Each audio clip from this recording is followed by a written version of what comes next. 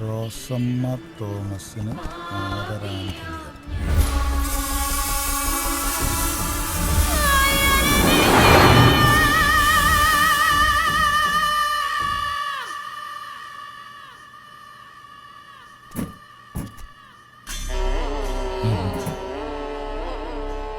നന്ദു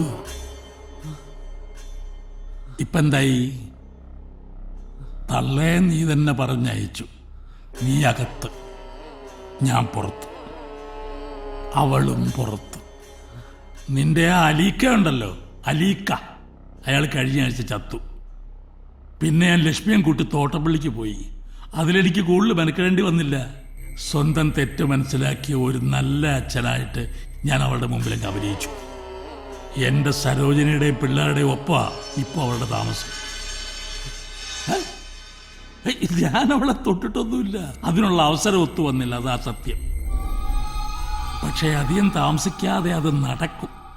സരോജിനി പിള്ളേരെ കൊണ്ട് അവളുടെ വീട്ടിൽ പോവുക, സ്കൂളടപ്പല്ലയോ. ഇങ്ങനൊരു അവസരത്തിന് വേണ്ടിയാ ഞാൻ ഇതുവരെ ക്ഷമിച്ച് നിന്നത്. ഞാനും പോവുക കുറെ ദൂരത്തേക്ക്. ലക്ഷ്മിയെ ഞാൻ കൂടെ കൊണ്ടുപോകുന്നുണ്ട്.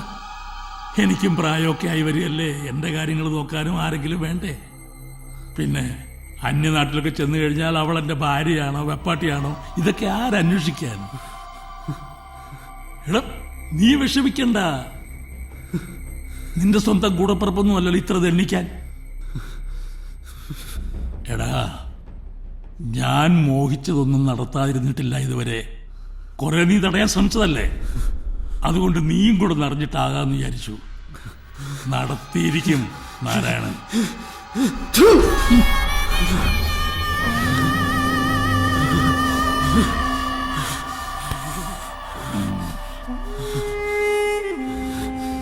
അവളോട് പറഞ്ഞേക്കാം നിന്റെ അന്വേഷണം.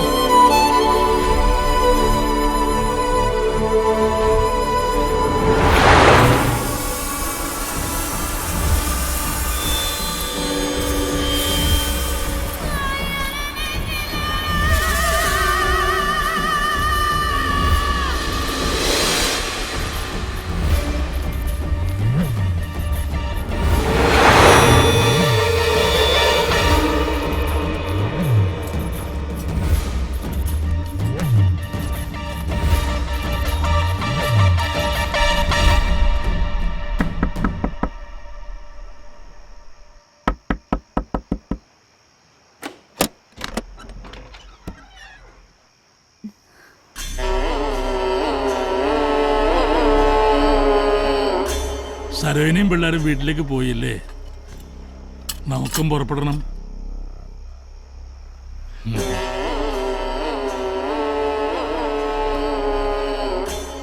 അതിനു മുമ്പ്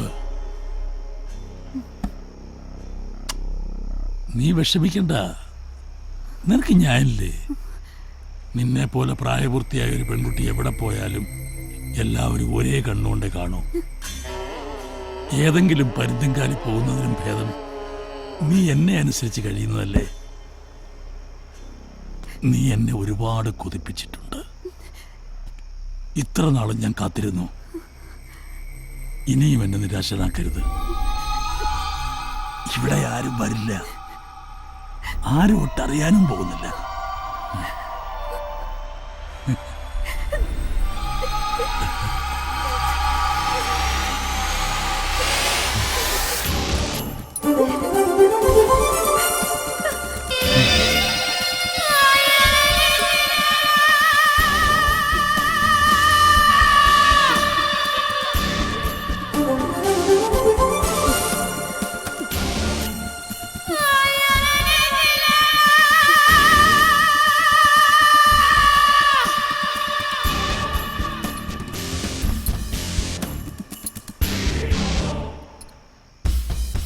ഒരമ്മയുടെ വയറ്റി പറന്ന അത് കൂടപ്പറപ്പ് തന്നെയാണ്.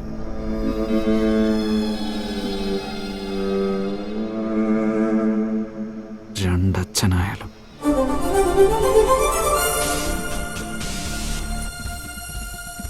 ഇപ്പം നിങ്ങളും പുറത്ത്, ഞാനും പുറത്ത്.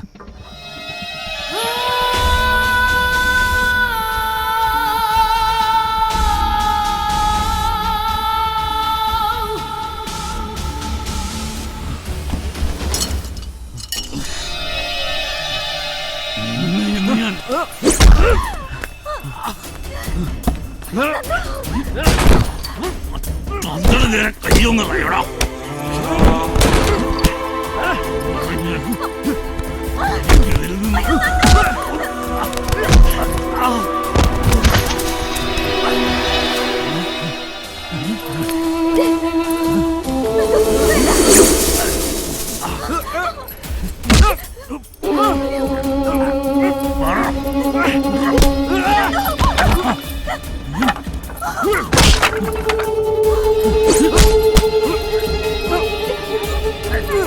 ഒന്ന് ചെയ്യല്ലേ?